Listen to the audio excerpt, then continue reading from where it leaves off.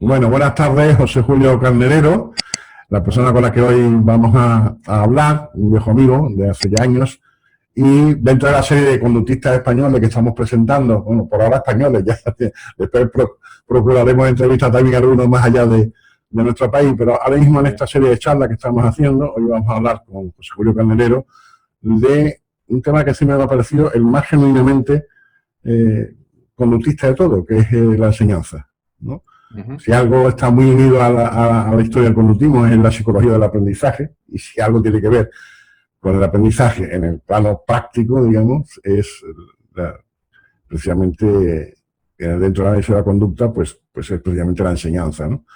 Y bueno, yo te quería preguntar en primer lugar, ¿cómo llegas tú a la enseñanza, a tu interés por la enseñanza? ¿Desde cuándo tienes tú un interés por la enseñanza?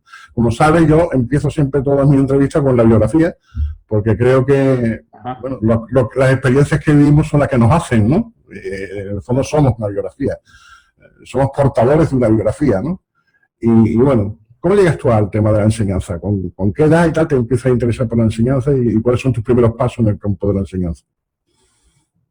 Bueno, remontándonos, ¿no? Como dice a la historia, es que antes de empezar a hacer psicología, estudié lo que antes llamaba magisterio, ¿no? Hoy ciencia de la educación. Y cuando empiezo a hacer magisterio, específicamente tenía interés por otra experiencia, ¿no? En la adolescencia y colaboraciones con el área de lo que se denominaba la educación especial. Entonces, magisterio, a lo largo de las prácticas, pues empecé unas prácticas en un colegio de educación especial. Y en ese colegio, pues, pues lo que veía es que yo no sabía nada. Y menos cuando había alumnos que realmente tenían grandes dificultades para aprender, ¿no? Entonces esos fueron los primeros contactos ya directamente con el detectar que necesitaba habilidades, que necesitaba tener otros conocimientos de los que había estado adquiriendo durante el magisterio, y eso fue el paso para continuar luego a estudiar psicología. Entonces, cuando empiezo psicología, realmente lo empecé por una única motivación, porque venía de magisterio, de esas prácticas, habiendo tenido experiencia con alumnado que a priori se pensaba que era con diagnóstico de autismo, pero que no se sabía qué había que hacer, ¿no? Cuando inicio psicología, lo inicio con un único objetivo en ese momento, ¿no? Que era el saber cómo poder enseñar al alumnado con diagnóstico de autismo. Y eso me llevó pues a iniciar ya la psicología. Y si tú llegas a la psicología buscando una respuesta a la psicología, dentro de la psicología, a esa necesidad, digamos, que tenían estos chicos de autismo, de educación especial, y buscando una fundamentación, me imagino, ¿no? Es decir, a la práctica, ¿no? Y te encuentras con la psicología. Y bueno, te vas y haces psicología en la Universidad de Granada, ¿no? Es donde tú estudias la carrera, ¿no? Y tuviste ahí la suerte de encontrarte con algún que otro conductista, ¿no? Pues sí, sí.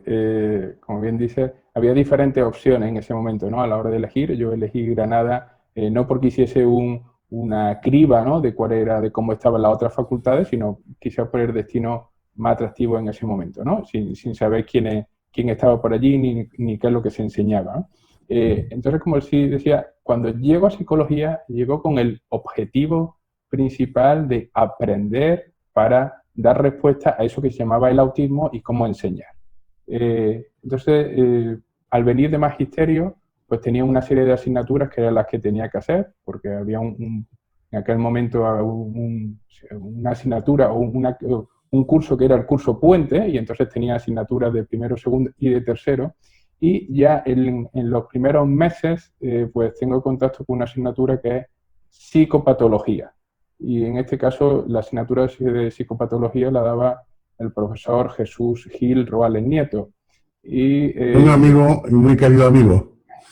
Y con Jesús Gil Roales Nieto, pues empecé a conocer que el comportamiento se podía explicar de una manera que verdaderamente era coherente con lo que estaba ocurriendo, y que por otro lado había estrategias que verdaderamente daban respuesta y que podían dar respuesta a problemas concretos, ¿no?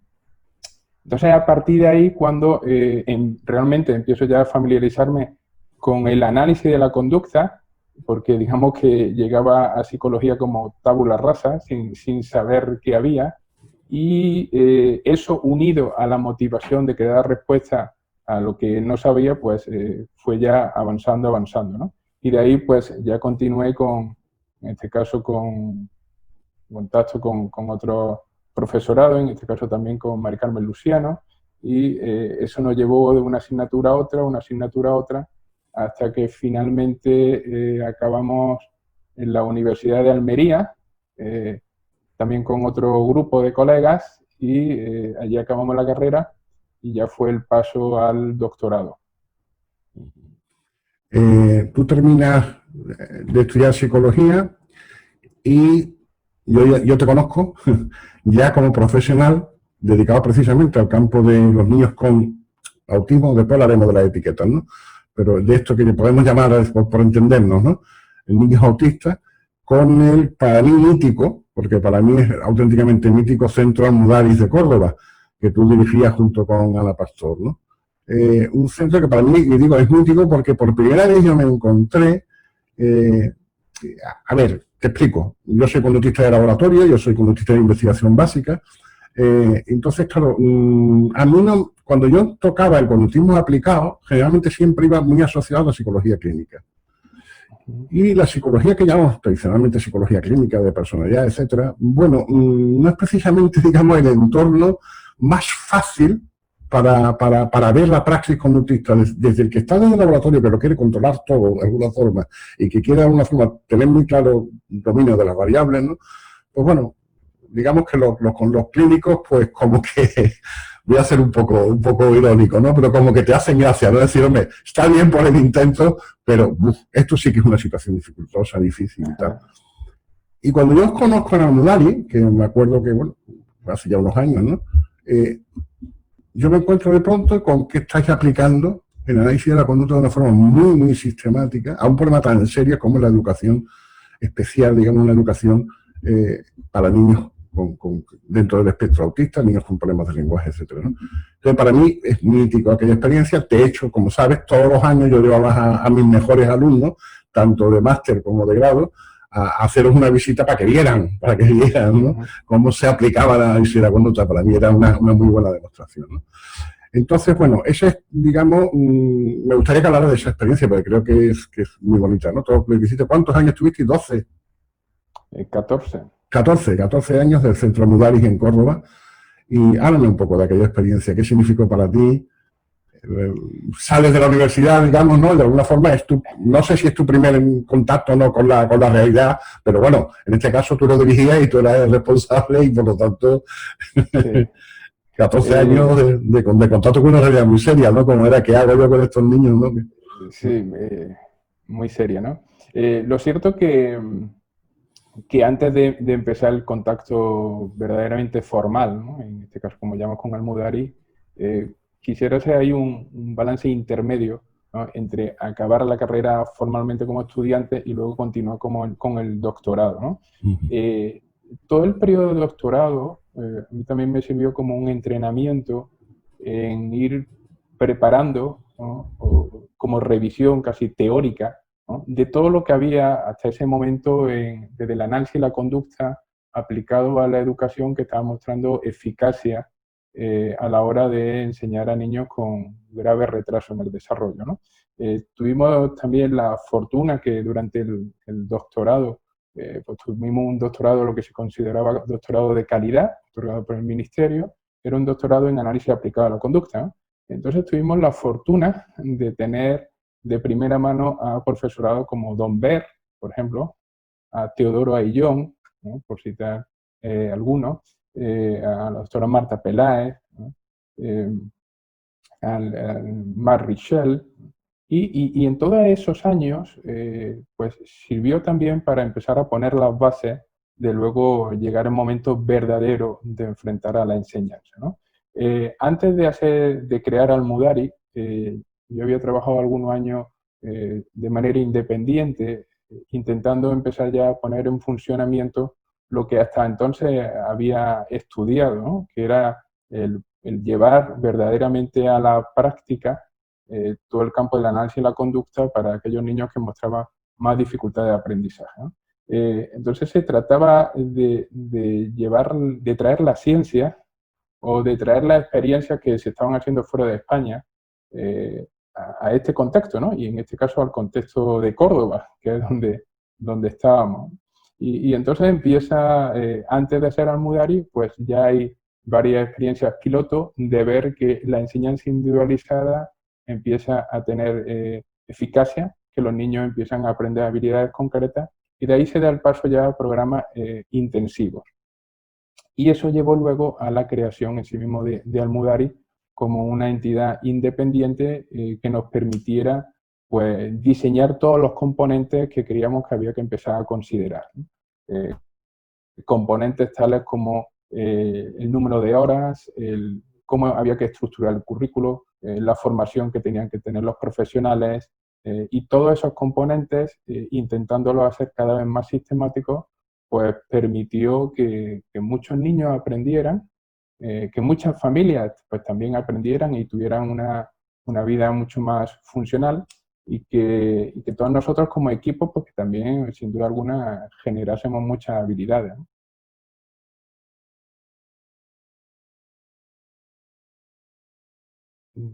No te oigo. Perdón, ahora. Sí, Que digo que una de las cosas que está muy ligada a toda la historia de Almudari es precisamente tu vínculo, ¿no?, con la Universidad de Columbia, ¿no? Es decir, ¿cómo fue aquello? ¿Cómo llegó aquello? Columbia y digamos, sería la técnica, el método, lo que quieras decir, la CABAS, ¿no? Es decir, ¿cómo llegas tú a contactar conocer a Grier, etcétera, etcétera, ¿no? Es decir, ¿cómo llega esto? ¿Y qué te aporta tu experiencia en la Universidad de Columbia? Claro, que no creo que fuera pequeña experiencia. Sí, bueno, Columbia fue un hito, ¿no? Un hito profesional, en un antes y un después, como ahora veremos, ¿no? Pero lo que me llevó ahí fue la trayectoria de estos 13 años, pues cuando decido empezar a trabajar, ¿no? Y pues seguía manteniendo el vínculo con profesionales aquí, con profesores, y se empiezan a hacer unos cursos en la Universidad de Oviedo, dirigidos por Luis Antonio Pérez González. Inicialmente voy a esos cursos como oyente, como estudiante, y empiezo a conocer ahí una serie de profesores, en este caso pues, de Estados Unidos, ¿no? De Sandra Harris, Marta Peláez, la propia Gladys Williams, y en un momento determinado el profesor Grier, ¿no? Ya para ese entonces también había tenido alguna formación a través de lecturas en lo que era el sistema CABAS, ¿no? Y las primeras aportaciones en este sentido pues la empiezo a adquirir en Oviedo con un programa que estaba desarrollando la doctora Gladys Williams y el profesor Luis Antonio Pérez González.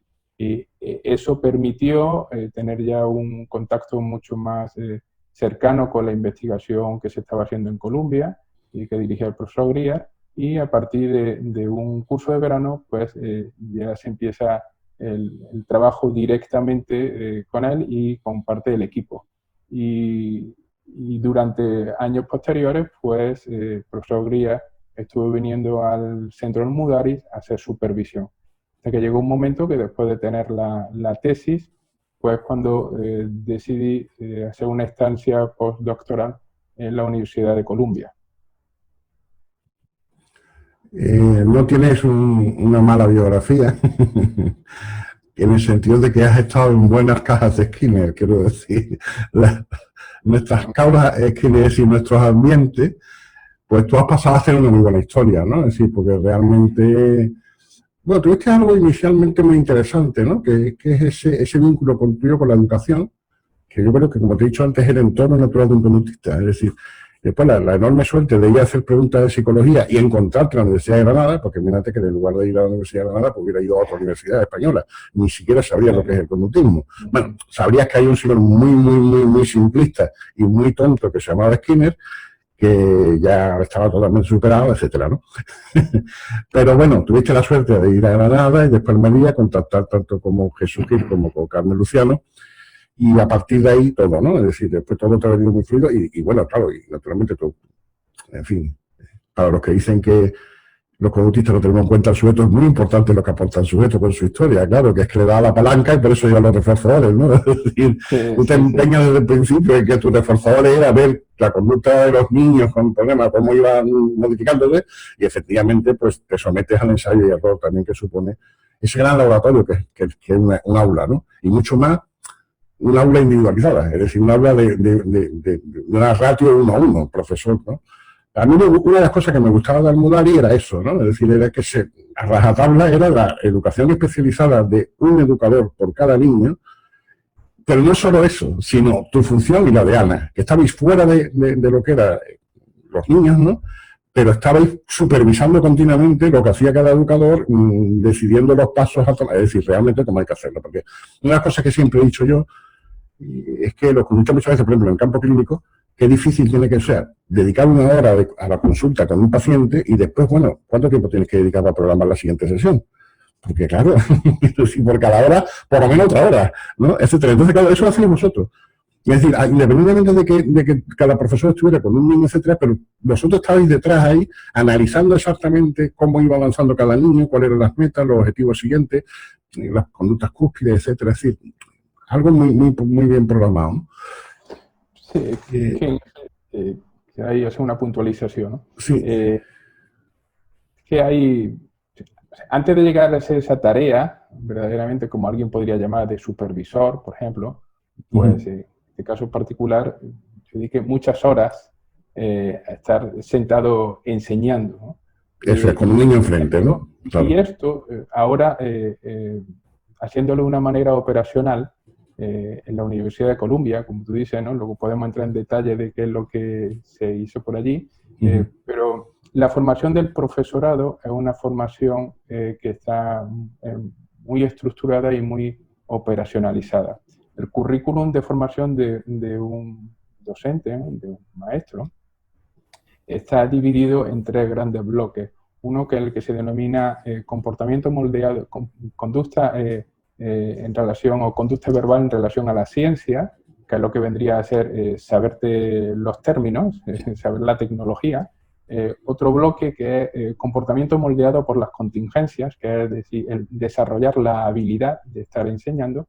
Y otro es el de solución de problemas mediados verbalmente, que es saber dar respuesta a los hechos que te están ocurriendo para tomar decisiones. Bueno, todo esto está muy estructurado y cada uno de esos bloques luego tiene unos módulos y tiene unos objetivos y tiene un criterio, ¿no?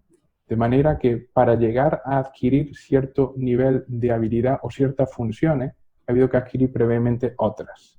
En este caso, como dices, por ejemplo, en Almudari, ¿no? O ya no solamente ahí, sino si uno quisiese llegar a adquirir determinadas funciones como supervisor, no se trata de llegar a esas tareas por una cuestión puramente formal, ¿no? o de estructura. Se trata de llegar por el valor funcional que tiene lo que haces en ese momento. Y para llegar ahí hay que tener una serie de habilidades y conocimientos que te permita estar ahí para tomar decisiones en relación al comportamiento del alumno, tomar decisiones en relación al comportamiento de quien está enseñando y a partir de ahí saber detectar cuál es la fuente, el foco del problema y tomar una decisión de por dónde seguir y qué objetivos plantear y cómo transmitir una táctica. Entonces, todo esto son habilidades que se aprenden. No es algo que uno llegue y tenga el arte o es que se le dé muy bien, sino que eso es una habilidad y es un proceso moldeado. Ahora bien, ese proceso moldeado no es un proceso que se adquiere de moldamiento en la habilidad profesional en 2 días ni en un fin de semana. Supone un entrenamiento continuo, una sistematicidad y un tener habilidad en cuanto a exponerse, está moldeado por las contingencias, y tener un repertorio de conocimiento en relación a los términos, ¿no? Y estas cuestiones pues, son las fundamentales para llegar ahí, ¿no? Entonces, cuando luego ocurren situaciones como la que describe en Santiago, de que está viendo ahí el resultado, las horas que hay detrás es llevar a eso. Claro, ya, además no horas perdidas, no horas, sino horas programadas por alguien, supervisadas por alguien, digamos, y eso es decir, detrás de la caja de escribir siempre hay el señor que programa la caja, que en este caso es el investigador, ¿no? Entonces tú estás allí aprendiendo, efectivamente, sometiéndote a unas contingencias. Claro, una de las cosas que a mí más me molestan de mi facultad, vamos, no de mi facultad, quiero decir, genéricamente de las facultades de psicología, ¿no? Es que cuando empezamos a debatir cualquier tema educativo, ¿no? Se debate exactamente igual como sería en una facultad de Derecho o exactamente igual que sería en una facultad de Arquitectura. Quiero decir, desde el buen conocimiento de cada uno.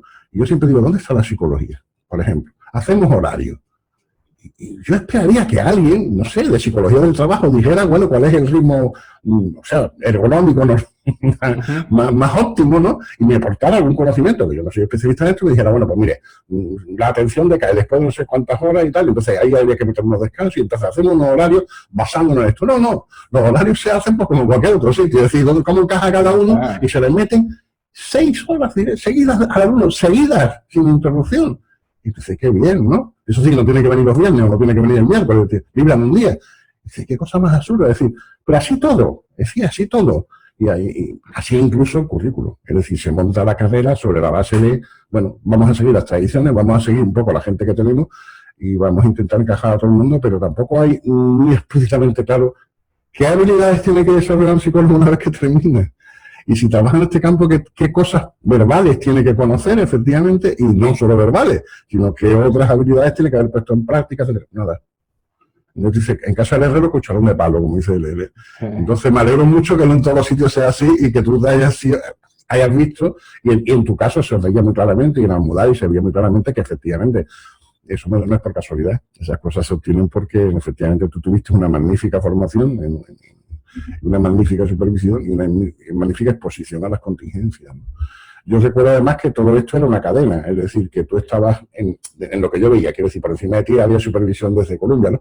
Pero por debajo de tuya, es decir, estaban los profesores, digamos, que también, es decir, ellos estaban sometidos a un proceso de aprendizaje y un sistema de validación perfectamente operativizado, ¿no? Y claro, así se veía lo que se veía, ¿no? Es que la clave de una buena educación, pues es algo que no es nuevo, ¿eh? Que ya se sabe, ¿no? Es una buena tecnología, ¿no? Una buena tecnología al enseñar, ¿no? Una buena perspectiva, pues, estratégica, ¿no? Y esa perspectiva estratégica o tecnológica como sinónimo es poner sobre la mesa cuáles son lo que hasta ahora mismo se conoce que genera eficacia para producir cambios, y eso que genera eficacia para producir cambios, aplicarlo a los diferentes componentes que están implicados, en este caso, en una tarea. En este caso, la tarea va a ser enseñar y va a ser enseñar a una serie de alumnos. Pues hay que poner todos aquellos conocimientos que se tienen y todos los hallazgos que ya se conocen para ver cómo hay que enseñar al alumno, pero para ver cómo hay que enseñar a los docentes, y para ver cómo hay que enseñar en un momento determinado hay que trabajar con las familias e incluso con la administración, si fuese, ¿no? Y por supuesto, cómo hay que estructurar el currículo. De manera que todas esas decisiones estén basadas no en la opinión personal de quien esté ahí, y menos por un puesto jerárquico, sino por una cuestión funcional de qué son los elementos que se requieren para producir el cambio de comportamiento. Y en este caso el comportamiento es adquirir una habilidad concreta, adquirir un conocimiento concreto, ¿eh? Y eso es lo que hay que estructurar bajo una perspectiva tecnológica, bajo una perspectiva estratégica. Ese es el aspecto clave y relevante, ¿no? Y todo eso quizá obedezca a qué es lo que está controlando las razones de por qué se hacen las cosas. Las razones por las que se hacen las cosas, en este caso, pues en un contexto determinado, que era cuando estábamos enseñando en este lugar, pues lo que controlaba era que los alumnos tienen que aprender. Y hay que intentar poner todo ese conocimiento para que verdaderamente aprendan. Y eso se aprende cuando realmente hay indicadores que dicen que está aprendiendo, no cuando la opinión de alguien dice que aprende, ¿no? Que es la diferencia entre decir que aprendió y verdaderamente mostrar que aprendió. Y estamos ya empezando a entrar en temas muy no más polémico, sino más de la vida cotidiana, ¿no? Y te voy a hacer una pregunta muy directa, que, bueno, y teniendo en cuenta qué le sobra y qué le falta a la educación en España. Según tu opinión, claro. Es una pregunta así, pequeñita, fácil, de responder dos preguntas, pero en general. Vamos a ver, y en esto fíjate que te hago la pregunta típicamente conductista, ¿eh?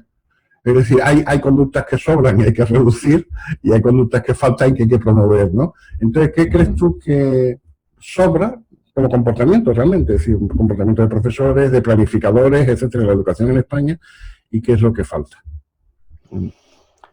Pues, no sé, quizá empezar por algo que podría faltar, ¿no?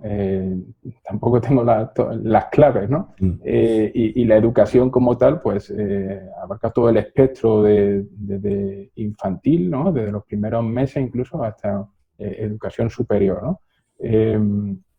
Yo creo que una de las cuestiones que son absolutamente esenciales están ligadas a las condiciones motivacionales.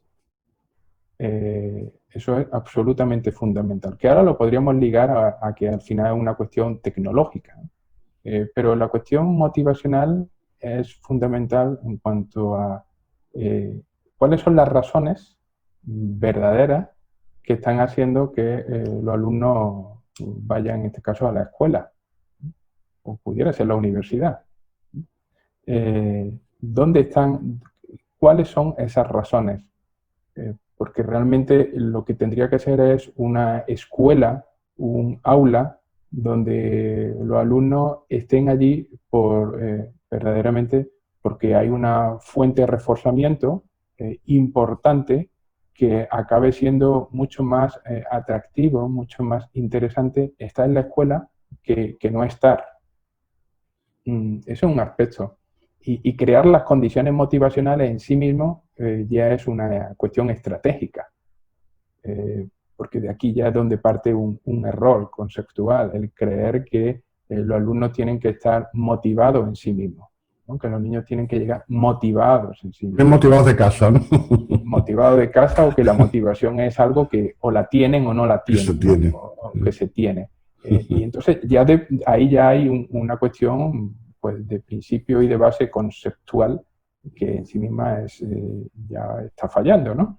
Entonces, una de las cuestiones que falta ahí, ¿no? Pues crear verdaderamente las condiciones motivacionales y crearlas desde las primeras interacciones de contacto hacia la escuela y antes. No se puede pretender que a los 6 años tengan mucha motivación por querer aprender cuando desde los 3 años pues están creando unas condiciones que a lo mejor no son las más favorables. Eso por un aspecto. Pero el otro muy importante es crear unas condiciones motivacionales para que todo el grupo del profesorado, la clase docente, verdaderamente quiera enseñar. No estoy diciendo con esto de que no se quiera enseñar, ojo, sino que se quiera enseñar por las verdaderas motivaciones que supone que es enseñar. Porque hoy en día el amplio espectro de profesionales de la docencia pues están por diferentes razones. Y eso hace que cuando se tienes que enfrentar a la tarea, quizás te estés también enfrentando por diferentes condiciones motivacionales, que hace que cuando estés ahí en el aula, pues tu comportamiento se esté viendo controlado por unas cuestiones o por otras. Entonces, la cuestión de crear la motivación en el profesorado es importantísima, absolutamente importantísima, ¿no? Y tampoco hay que esperar que el profesor sea el que tenga que llegar motivado también a casa, en este caso a la escuela, o que la motivación sea algo que un día le va a salir, ¿no?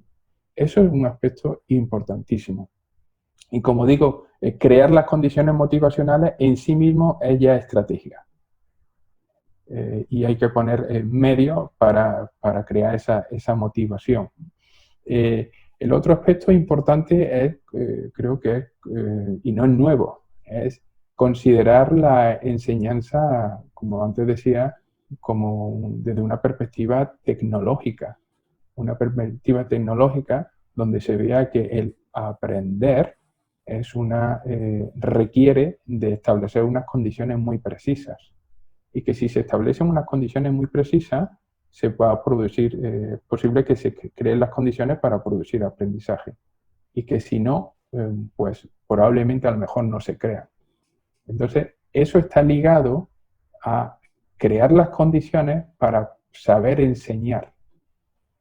Y saber enseñar basando en los principios que se conocen para saber cómo enseñar.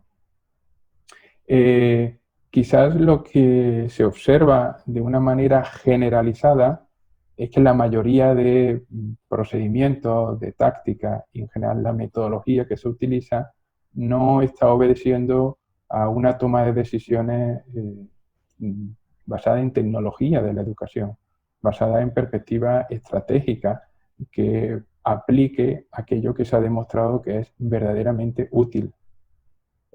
Y eso hace que no haya una enseñanza con sistematicidad, eso hace que haya una variabilidad tan amplia en alumnos que aprenden, otros que no aprenden, unos que se quedan atrás, otros que sí van por delante.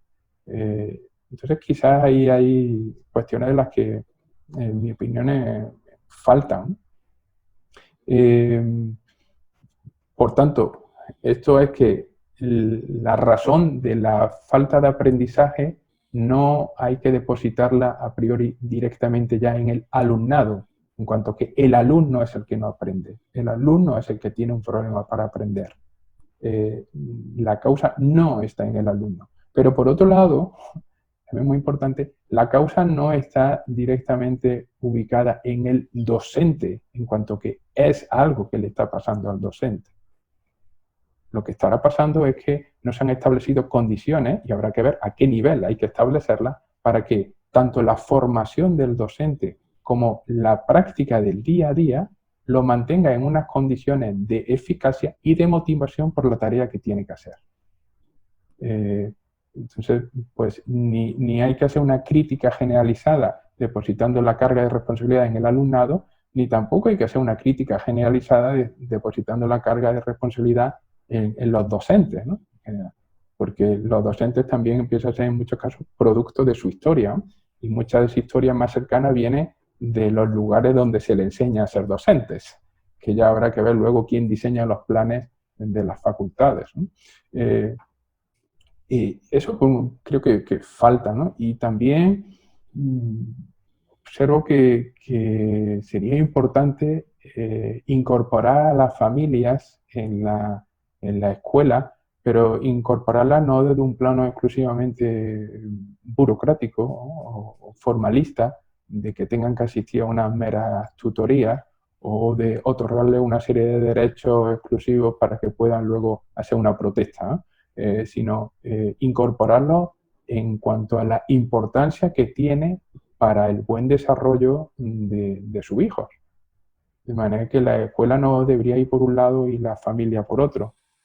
Quizá antes de enseñar a los niños habría que empezar por tener un primer contacto con los tutores legales, ¿no? Por la familia, para ver también dónde están sus condiciones motivacionales de por qué verdaderamente desean que sus hijos vayan a la escuela. Porque ahí no se pueden establecer distancias, ¿no? Creo que por ahí van pues, algunas cuestiones, ¿no? En mi opinión, ¿no? Luego ya habría que entrar en mucho detalle de cómo establecer las condiciones tecnológicas para formar al profesorado, qué se podría hacer en la escuela. En la escuela se podrían hacer cosas maravillosas haciendo supervisión del profesorado, pero supervisión en un sentido no de la crítica de ver qué es lo que no está haciendo, sino supervisión para ayudar a solventar y poner en práctica las mejores estrategias de enseñanza, ¿no? Pero eso ya podrían ser luego cuestiones muy concretas y muy puntuales, ¿no? Y por supuesto, pues hay ciertos procedimientos que habría que cambiar, ¿no? Pero eso ya yo creo que son otras cuestiones muy de detalle, ¿no?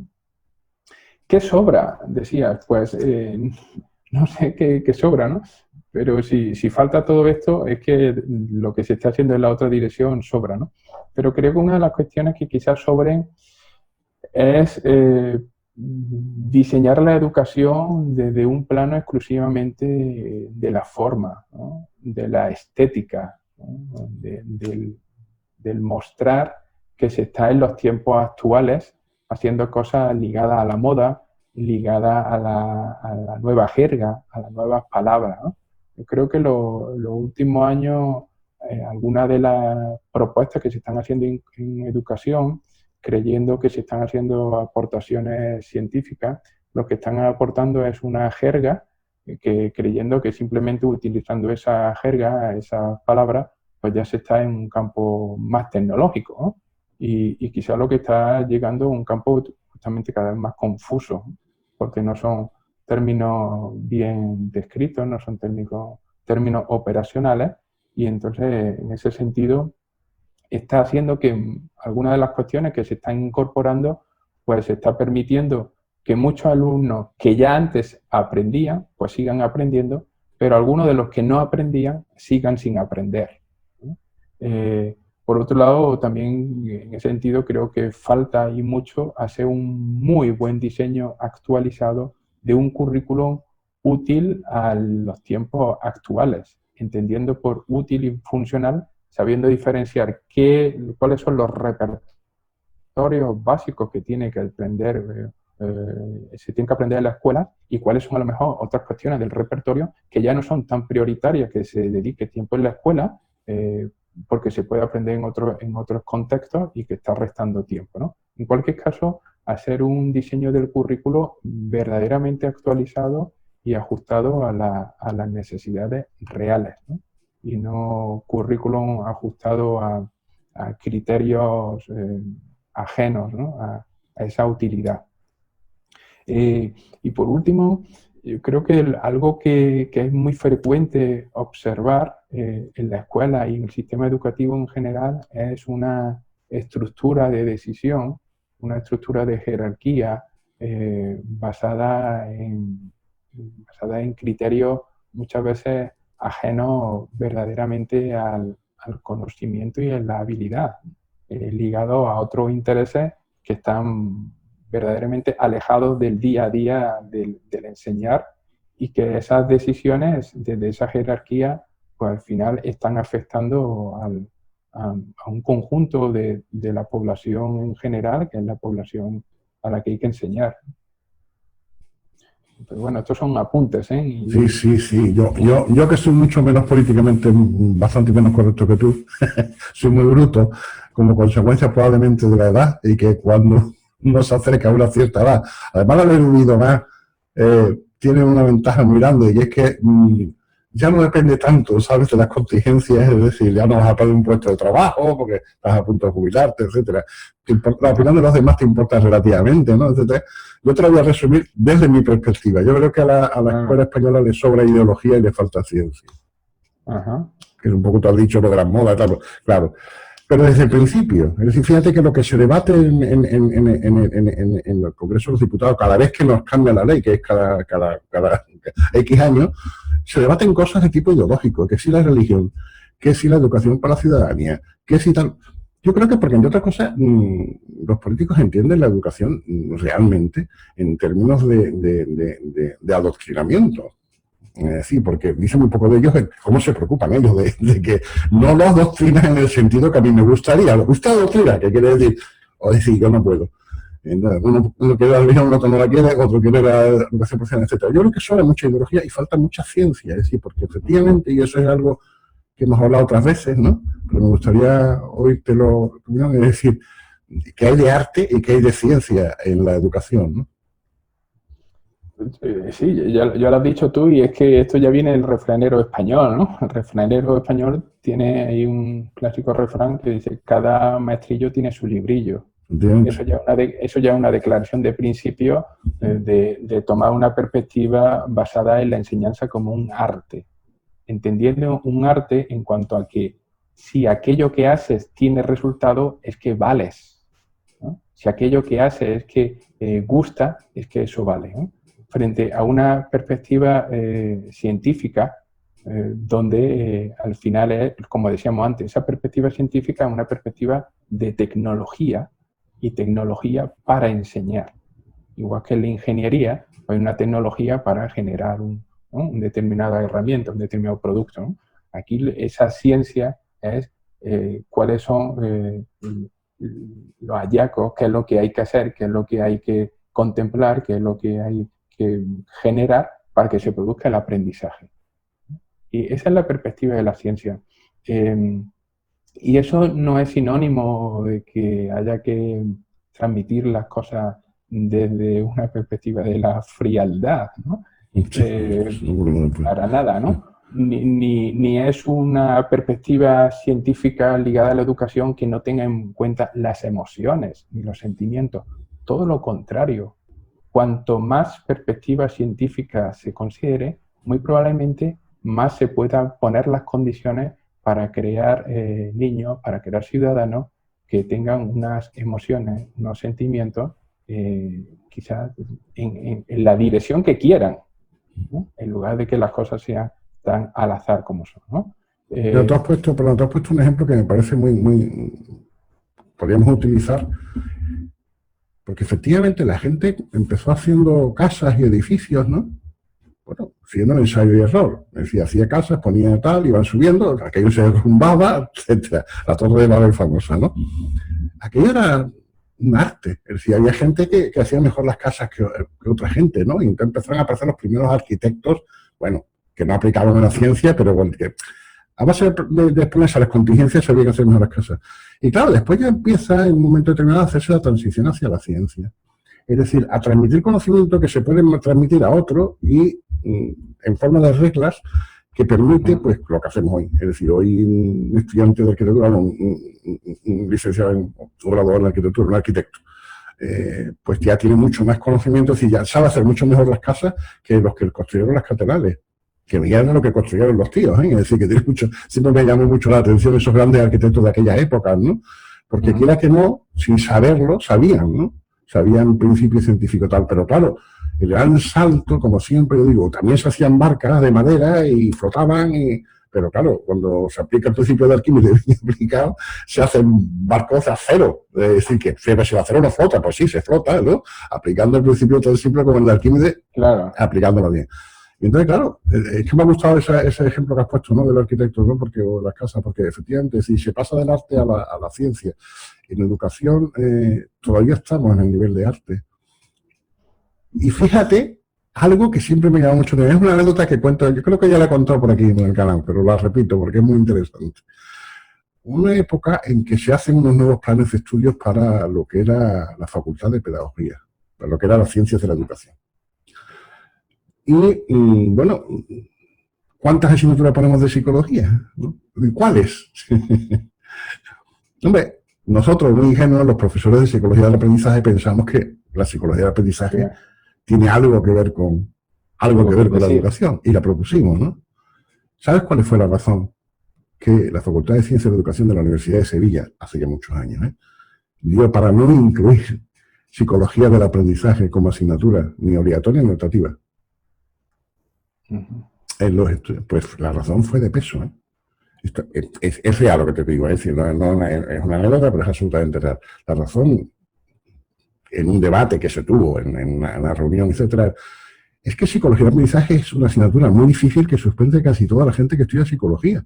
Y por lo tanto, no vamos a llevar esa asignatura a pedagogía para hacer imposible. Es decir, era genial. O sea, el que es que es difícil, es que hay que hacer el esfuerzo. Te dice, bueno, y estos son los que tienen que formar a los futuros profesores que a su vez van a formar a nuestros niños, ¿no? Es decir... Creo que también aquí hay una cuestión de consecuencias a largo plazo y a corto plazo de quien toma las decisiones. Y ya que tú antes has dicho que esto era una cuestión de ciencia y de ideología, creo que la cuestión es que quien toma las decisiones, algunas de las consecuencias por lo que haga ahora en educación, pues las va a recibir a largo plazo, porque la población en el día a día no ve quizás las consecuencias que tiene el hacer una educación de una manera o de otra, ¿no?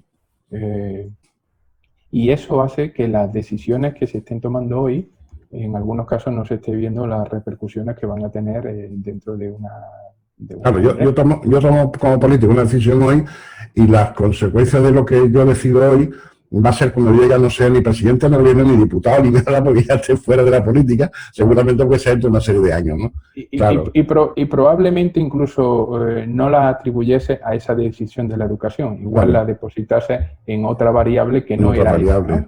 Esa, ¿no? Seguramente económica. Sí, o a saber qué, ¿no? Pero eso está ya ya se sabe, está muy estudiado, ¿no? Se conoce la repercusión que tiene y se sabe el efecto que tiene y de qué depende, ¿no? Pero bueno, las decisiones se toman por diferentes motivaciones.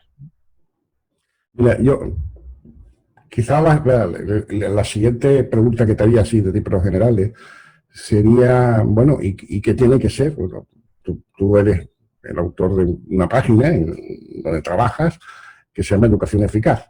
Educación Eficaz, es decir, tú desde el principio has empezado a hablar de que tú buscabas la eficacia, ¿no? Y entonces, ¿qué características tiene que tener? Son características, evidentemente, cuando tú dices dentro de la tradición del análisis de la conducta. Según el análisis de la conducta, es decir, ¿cuáles serían las características que tendría que tener la educación para ser eficaz? Quizás primero tener muy claro cuál es el objeto de estudio, cuál es, en este caso, el objetivo, cuál es el comportamiento que quieres cambiar.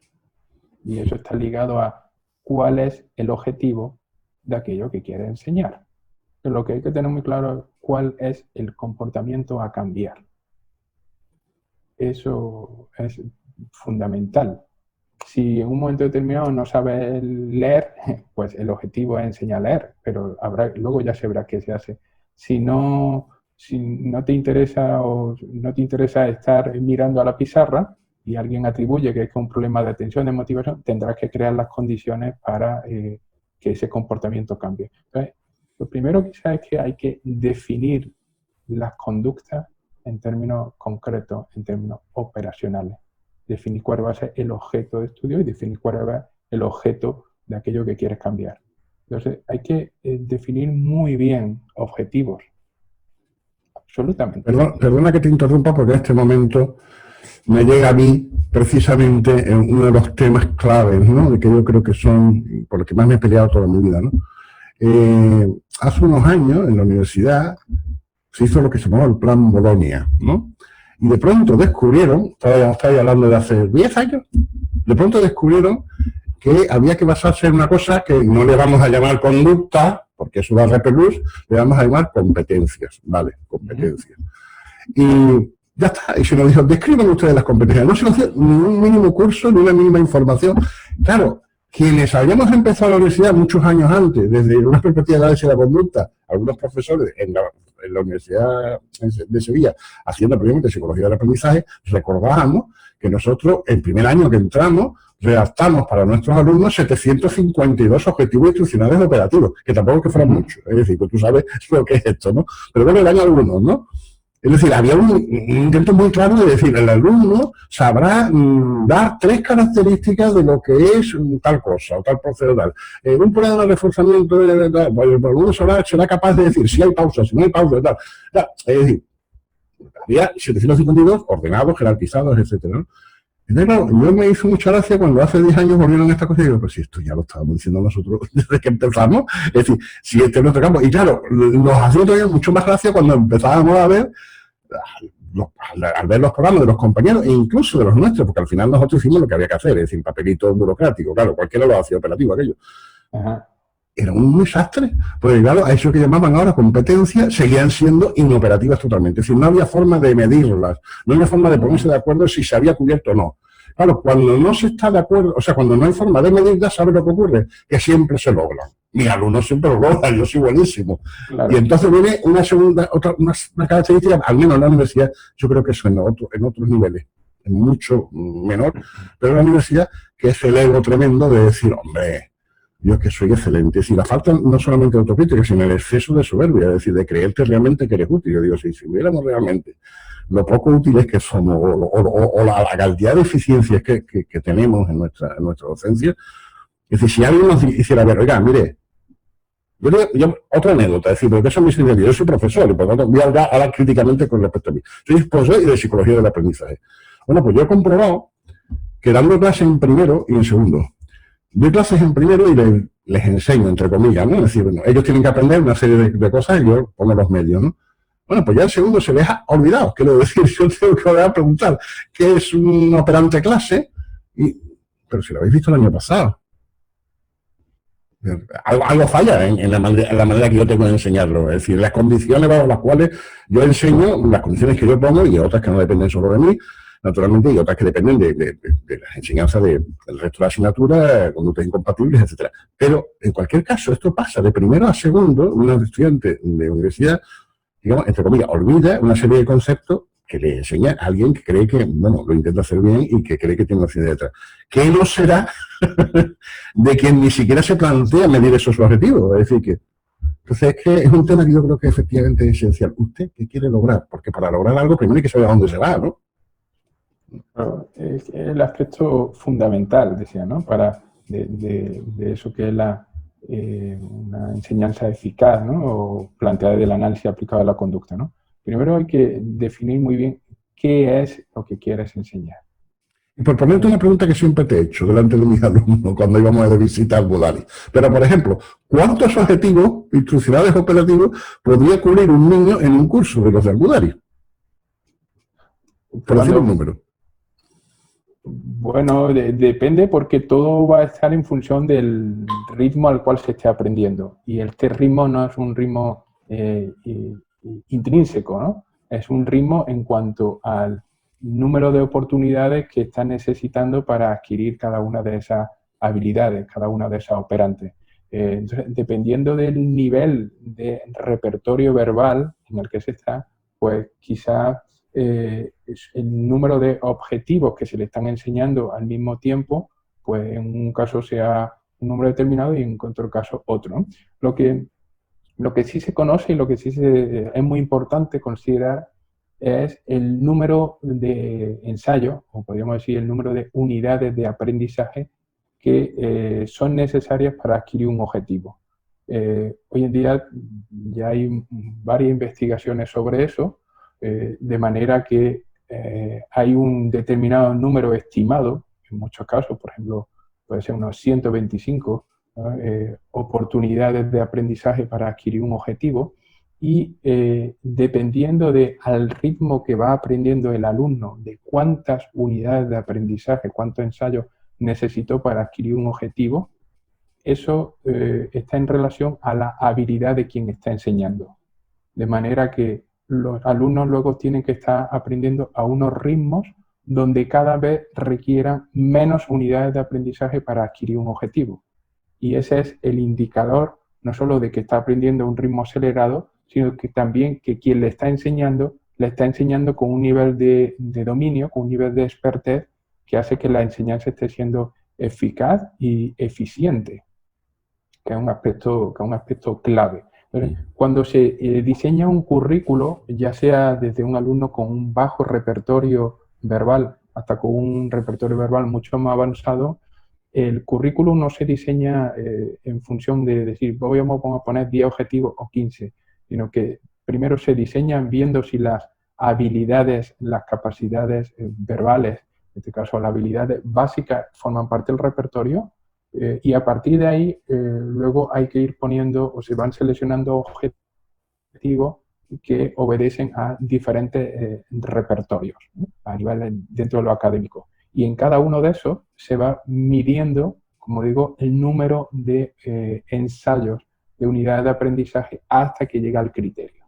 De manera que eso es lo que indica que el ritmo de aprendizaje es un currículum marcado por el ritmo de aprendizaje del alumno, pero marcado en cuanto a cuando consigue un objetivo, pues en ese área es sustituido por un nuevo objetivo más avanzado mientras que sigue con los otros. Y el currículum está en continuo avance, bajo un criterio funcional de cuando se va consiguiendo, no bajo un criterio temporal de esto hay que hacerlo en esta semana y cuando pasa la semana ya está, se adquiriese o no.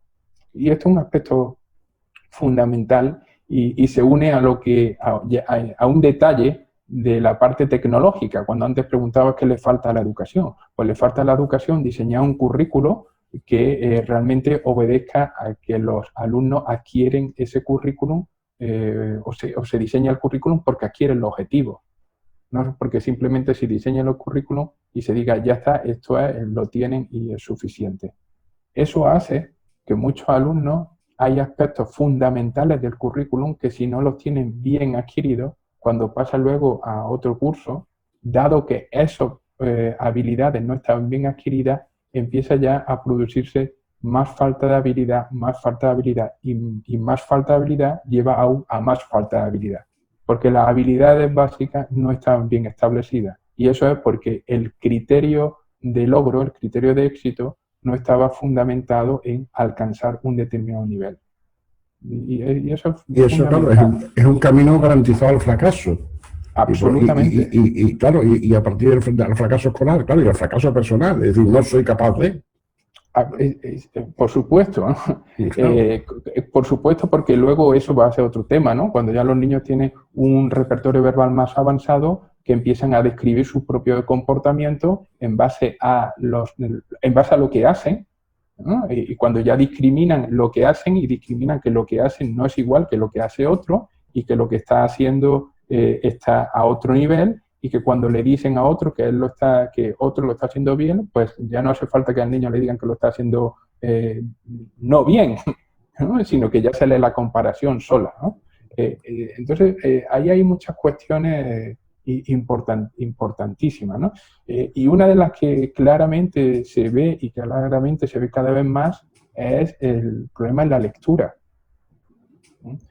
Alumnos que no tienen adquiridas las bases en la lectura, pero que van pasando hasta que llega un momento donde la falta de habilidad en la lectura le lleva a la verdadera comprensión y la falta de comprensión le lleva a no adquirir determinadas habilidades en otras materias donde la lectura es la base. Entonces, esa falta de habilidad en la lectura es la que van enganchando hasta que llega un momento donde ya les frena y no pueden continuar con otras habilidades académicas. Te cuento una anécdota personal de mi vida, claro, que creo que me determinó muchísimo.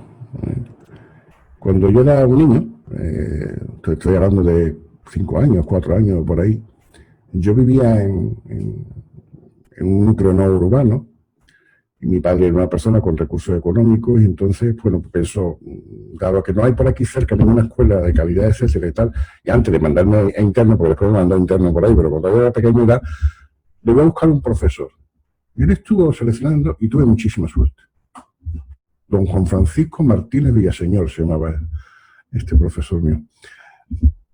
Yo tenía 5 años, de 5 a 7 años lo tuve, no, de 5 hasta los 10 años, hasta que yo entré en bachillerato. O sea, fíjate si son años. Él venía todas las tardes allí a casa, estamos en el campo, venía y me daba como 2 o 3 horas de clase seguida, desde las 5 de la tarde a las 8 de la tarde, por ahí.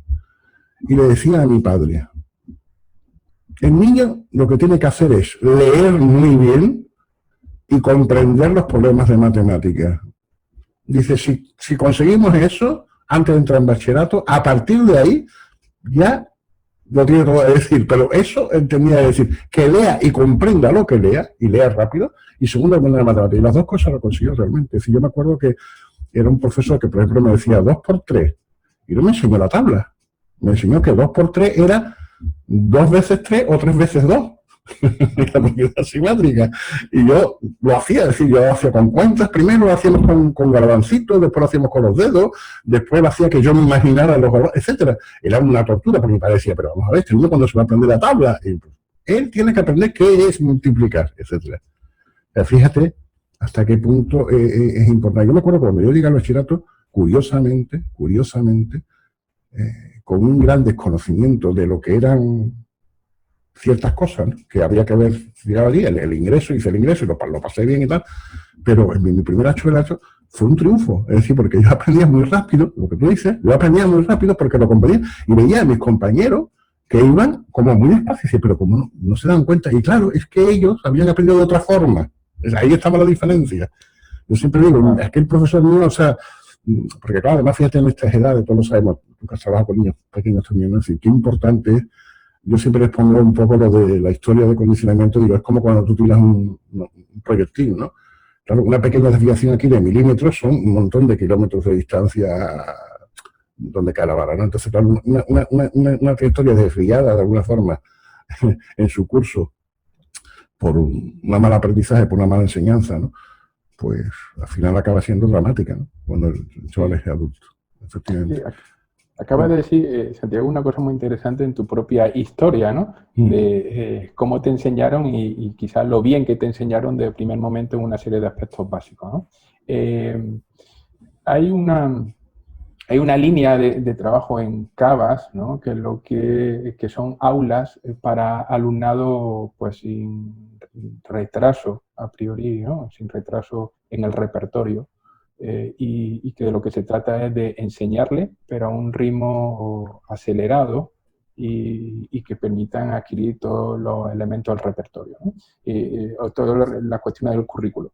Esto es lo que llaman aulas de aprendizaje independiente acelerado. Y son aulas donde hay, pues, a lo mejor 20 alumnos y hay una maestra principal y 2 ayudantes. Bueno, la clave en estas aulas, porque eso perfectamente se puede hacer en cualquier aula, la clave de eso es que se tienen muy bien descritos de manera operacional los objetivos.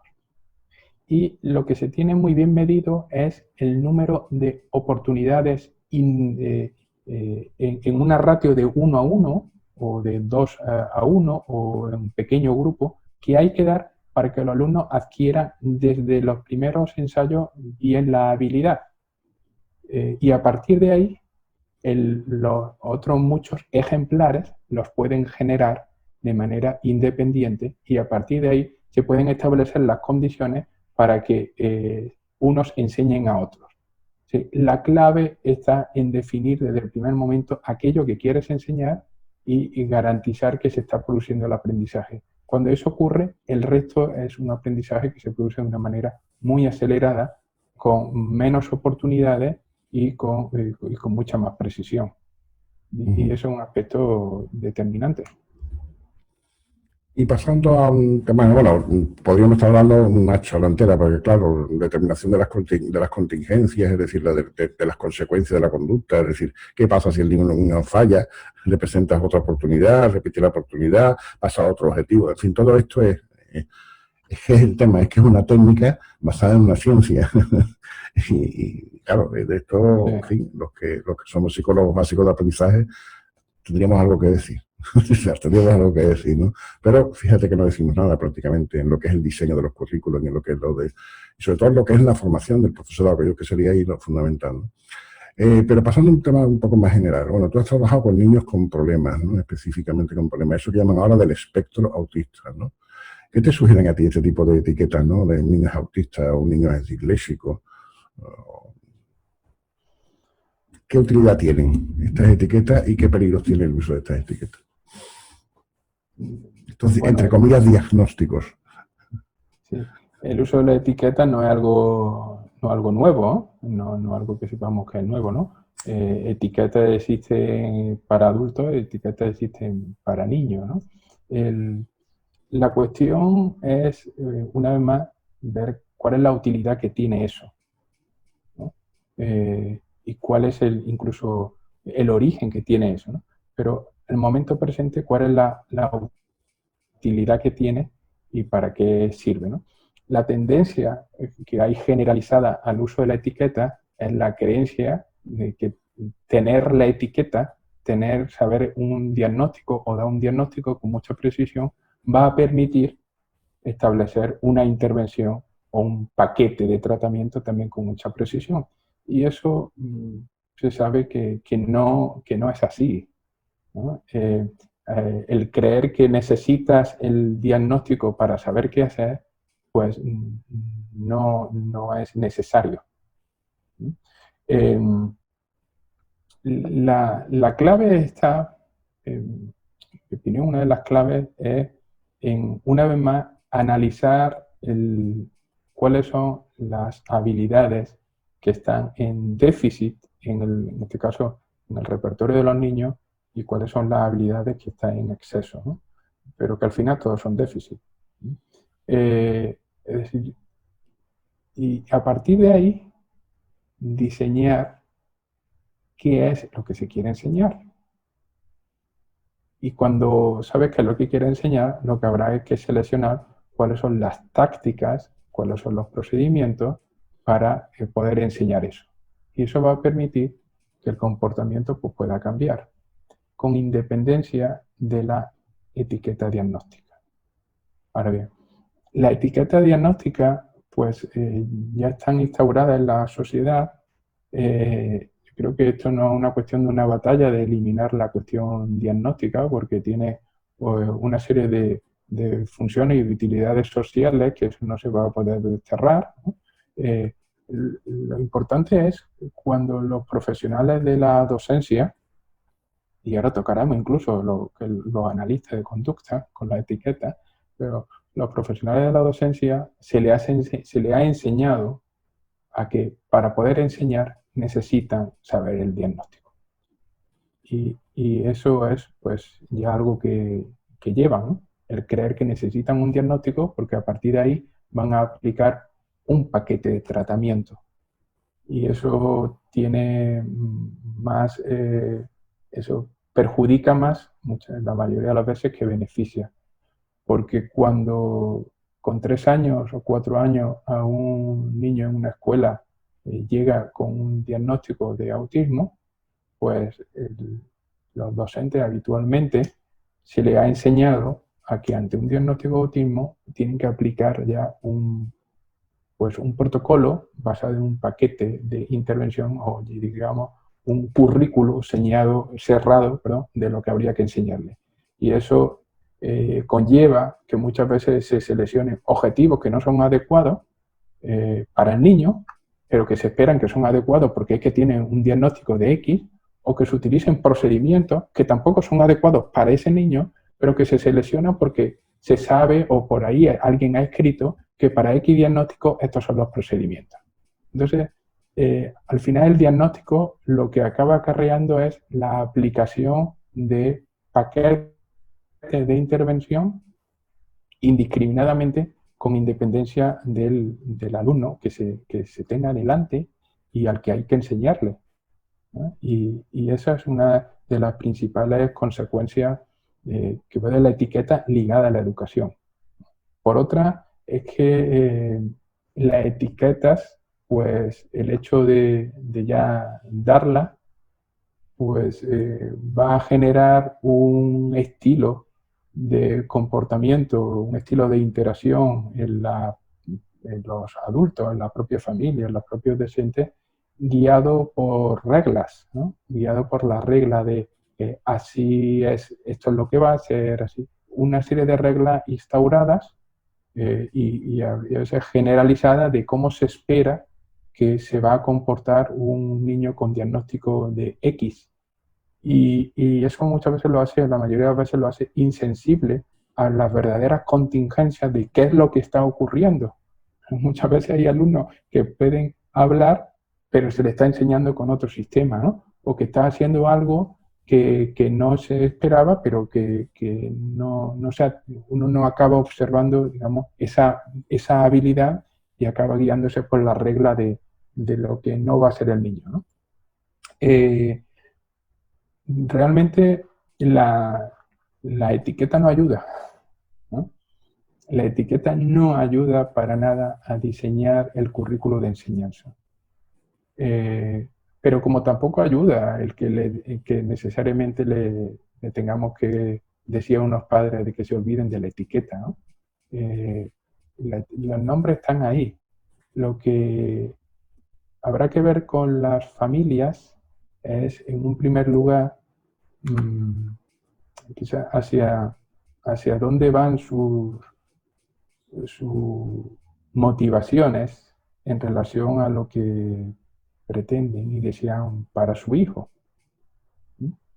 Y a medida que se vaya haciendo, probablemente deje de controlarle el nombre de la etiqueta y empiece a controlarle el día a día de lo que hace su hijo y el día a día de lo que ellos hacen en relación con sus hijos, ¿no?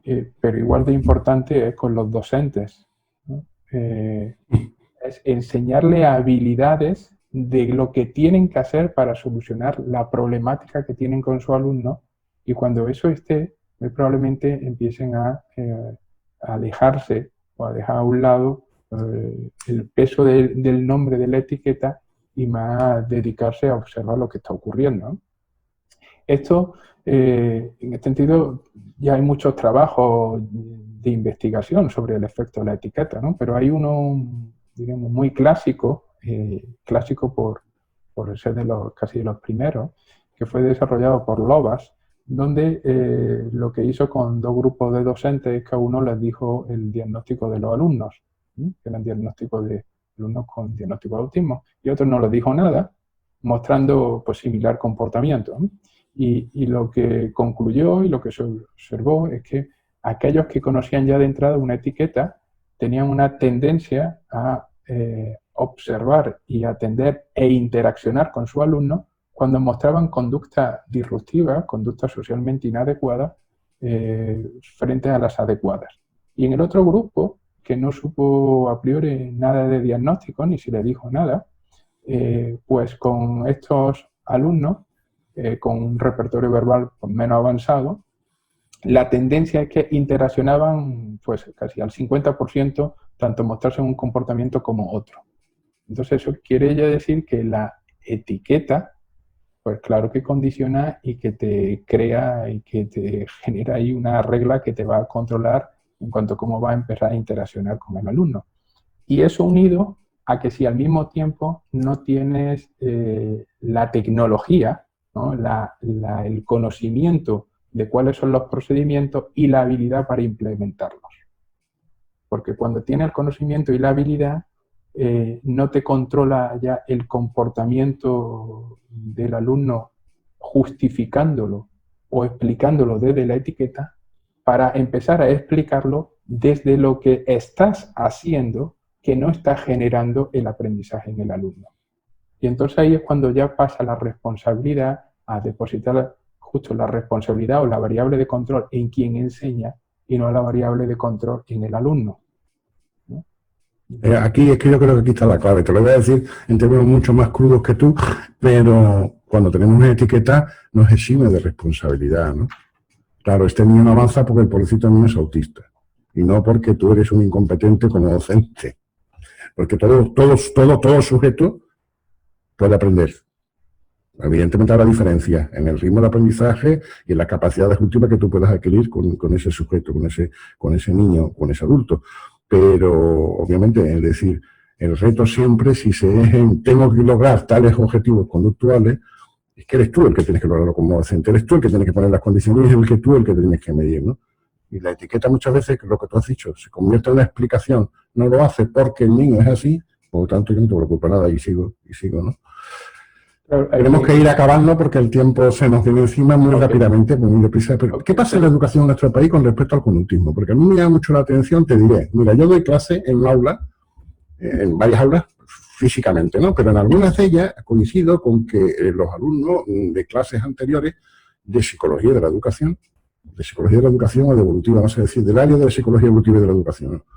Y ni siquiera si son alumnos de segundo o son de otros cursos, pero hay allí pósters, ¿vale? Pósters que tienen que hacer los alumnos. Y una de las cosas que me hace gracia es que algunos de los pósters hablan, por ejemplo, de los métodos de enseñanza o las escuelas de enseñanza, ¿no? Y hablan, por ejemplo, de tal, y dicen, el conductismo, el sistema es autoritario, antiguo, desfasado, mecanicista, simplista, no sé qué tal, y el constructivismo, lo más de lo mal, ¿no? Entonces, quiero decir, hay una cierta simplificación, pero muy exagerada en España, por parte de, precisamente, el área de psicología evolutiva de la educación. Hay como una ausencia muy considerable de conductistas, es decir, casi no hay muy poquitos, hay honrosísimas excepciones, y hay una especie de predominio absoluto ideológico, casi como pensamiento único del constructivismo, ¿no? Entonces, bueno, ya he dicho un poco yo cuál es la excepción, pero ¿por qué crees tú que pasa eso? ¿Por qué tenemos tan mala fama? También recuerdo haber hablado con profesores, por ejemplo, y decir, oye, conductismo, no, pero si eso, de antemano, ¿no? Y tú dices, bueno, pero ¿qué te decir? Tú me conoces a mí, tú sabes que yo soy buena persona y tal, y soy un tío entrante y tal, ¿no? Oye, que yo soy conductista. ¿Y cómo? Y sorprenden a veces, ¿no? Es decir, ¿cómo que un conductista no puede ser simpático? Ni normal, ¿no? Trabajar la avante un poco, ¿no? Ni tener sentimientos, ni evaluar. Tú dices, ¿qué tiene que ver, no? Sí, ¿por qué se vende esa imagen? ¿Por qué crees tú que en el campo de la educación, ¿no? Que a mí me parece el sitio de los más exagerados, ¿eh? Porque fíjate, yo creo que estamos mejor considerados, por ejemplo, en el área de clínica, incluso por los que no son conductistas, que en el área de la educación. En donde yo creo que seríamos mucho más eficaces, como lo he dicho antes, ¿no? Sí. Pues, no sé, bueno, no sabría cómo explicar lo que ocurre en las facultades, pero yo creo que hay en el día a día, en las escuelas, creo que hay una cuestión, ¿no? Y es que cuando solamente se transmite el conocimiento desde un plano teórico, ¿sí? Lo que sería conducta verbal acerca de la ciencia, en este caso de la ciencia, el análisis de la conducta, es como querer rápidamente transmitir la herramienta sin que el otro sepa eso para qué lo vas a usar. Frente a cuando los estudiantes, los docentes, en el día a día, están en una situación de que tienes que solucionar un problema. Cuando tienes que solucionar un problema, si transmites la manera de hacerlo de una manera estructurada, organizada, y aquello que comunica, ¿no? Aquello que transmite, al final lo aplican y resulta útil, pues están ya en una situación donde ya su opinión está basada justamente en la experiencia, ¿no? En las contingencias directas. Y eso quizá crea la condición motivacional por querer conocer más. Entonces, creo que a veces lo que ocurre en las facultades, ¿no? De psicología es que se transmite cuestiones conceptuales donde a un cortísimo plazo el alumnado no ve la utilidad de eso. Y que, dada su historia, quizás en su vida no está habituado a tener que solucionar cosas. Donde quizá, como bien decía antes, la historia que ya traes te pone en unas condiciones como operación de establecimiento por el cual aquello que en un primer momento también oye a nivel teórico puede estar encajando con otras cuestiones que han funcionado en tu vida para dar solución, ¿no? En cualquier caso, y concretando un poco, ¿no?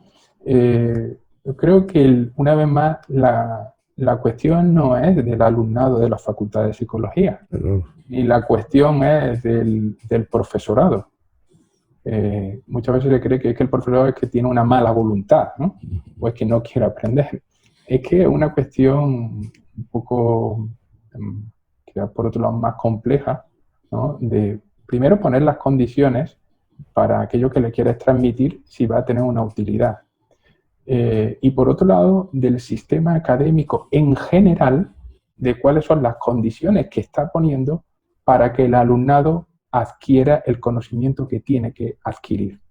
Porque si en una asignatura, haciendo algo o muy poco, ya obtienes el criterio que te da el aprobado o la buena nota, y aquí para adquirir un conocimiento necesita estar expuesto a una serie de oportunidades para garantizar que lo tienes, pues el coste por adquirir esto es mucho mayor que aquello, y entonces esto ya empieza a estar condicionado como aquello que voy a evitar, ¿no?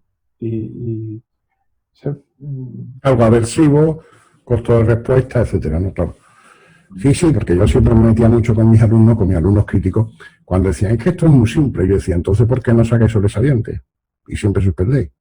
Porque justo los que te dicen que la visión conductista de la vida era y el aprendizaje era algo muy simple, después suspendías. Y decía, bueno, si algo muy simple será más fácil de aprender que algo complejo, ¿no?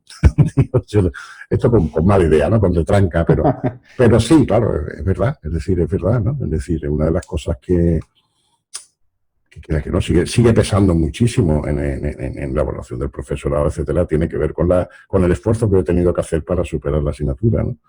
Ahora que cuando terminas la carrera te das cuenta que es justo al revés, que allí donde más esfuerzo te han hecho hacer es donde más has aprendido, pero bueno, eso se aprende ya con la edad, ¿eh?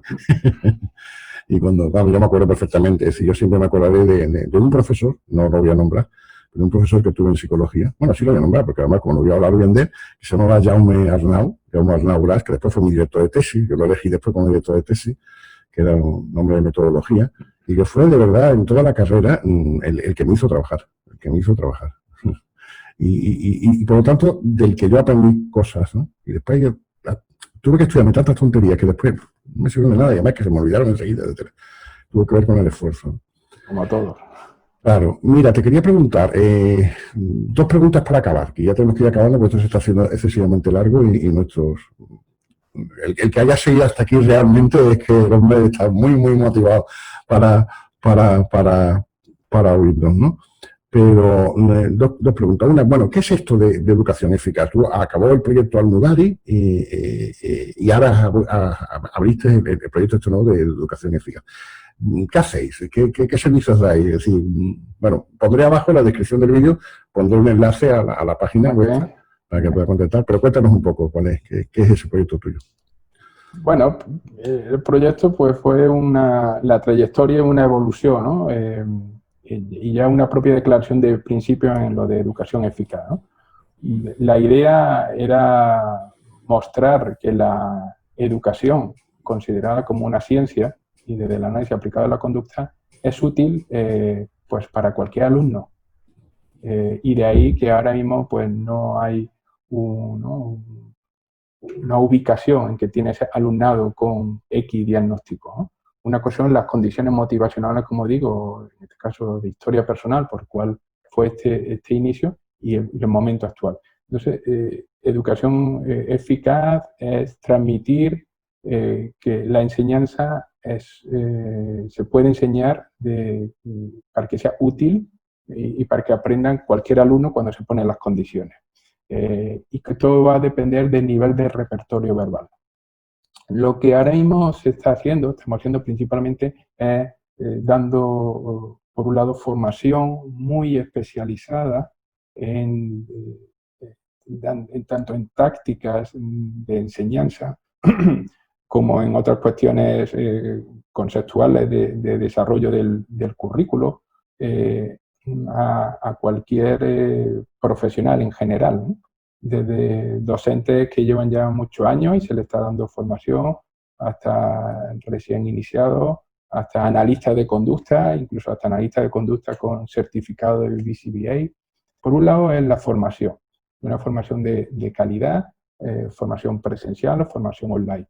Por otro lado, seguimos haciendo supervisión y asesoramiento de programas educativos en general, asesoramiento de programas educativos con alumnado con más retraso en el desarrollo, específicamente alumnado con diagnóstico de autismo, alumnado que tiene dificultades en la lectura, que tiene dificultades en otra área académica, y ese asesoramiento y supervisión es a profesionales de manera aislada, a familias, a colegios, incluso, ¿no?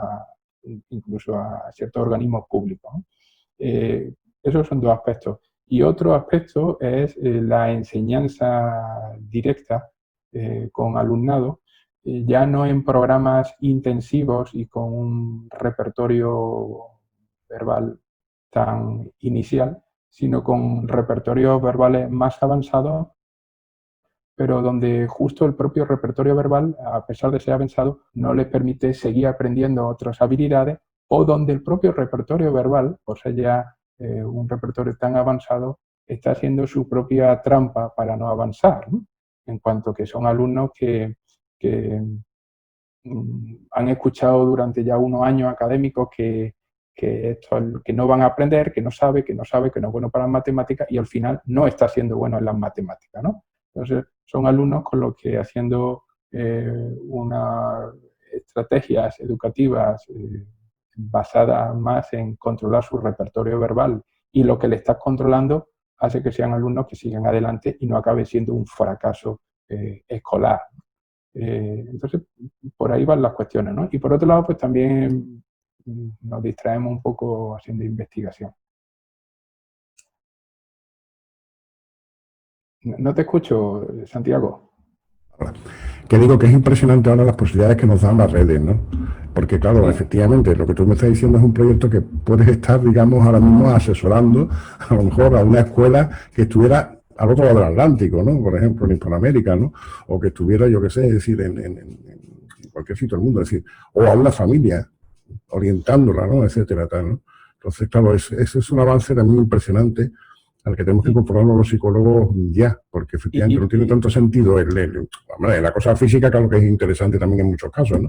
Pero muchas veces, tú que, como te he dicho antes, habías tenido un montón de horas con los niños, ya aprendiste todas esas habilidades directamente por contingencias, pero después llegaste a pasar a ser básica y fundamentalmente supervisor de otras personas que sí estaban dirigiendo a los niños. Claro, imagínate lo que en esa tarea se pasa perfectamente online, quiero decir, ¿no?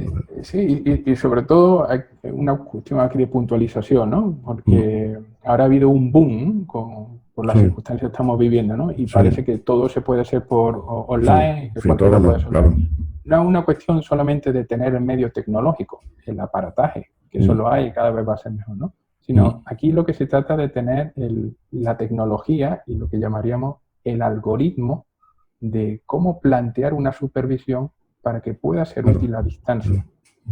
Va a haber cosas que si no se están presencialmente no se pueden, pero sí hay mucho ya protocolizado y se sabe mucho de cuáles son las preguntas estratégicas, qué es la conducta que hay que observar para detectar dónde puede estar siendo la fuente del problema, qué es lo que hay que observar en una tarea académica para ver dónde puede estar siendo, como digo, la fuente del problema. Es decir, la clave es desarrollar ahí también protocolos que han identificado qué es los aspectos, puntos claves para que incluso una supervisión a distancia acabe siendo eficaz y no acabe siendo meramente un diálogo.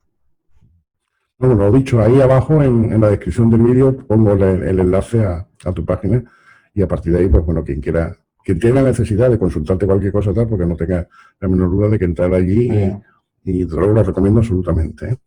Y finalmente, Julio, por acabar, háblame un poco de las últimas cosas que estáis haciendo a nivel de investigación. ¿Por dónde van los tiros últimamente en el campo de la educación? La conducta verbal, que es un tema que siempre ha sido el centro un poco de vuestro interés. Pues yo me acuerdo que el método Cava, si algo tenía de específico, era que insistíais mucho en el tema del lenguaje, la conducta verbal, el comportamiento verbal del niño, ¿no? Es decir, como has dicho antes, me hace mucha gracia, efectivamente, ¿para qué le vas a enseñar una lengua muy complicada que no va a entender nadie? Muchas veces como método de comunicarse mediante símbolos occidentales, cuando el niño a lo mejor puede aprender bastante bien a hablar, quiero decir, con todas sus dificultades, pero va a poder comunicarse por un método que todo el mundo lo va a entender, con las limitaciones que tengan, ¿no? ¿Por dónde vais ahora? ¿Cuáles son las últimas novedades, por decirlo de alguna forma, en este tema?